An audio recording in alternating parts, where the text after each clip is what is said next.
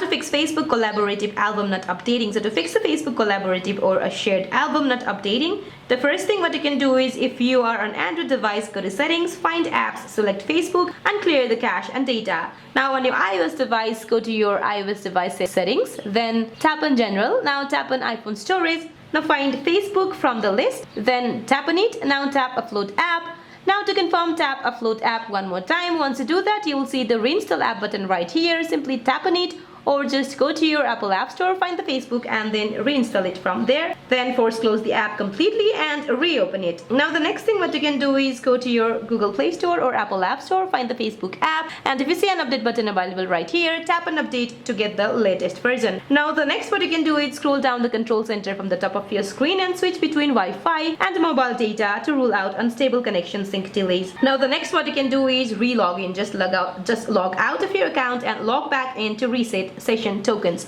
So that's it for this video, guys. I hope this video is helpful. Please don't forget to like and subscribe. See you in my next video.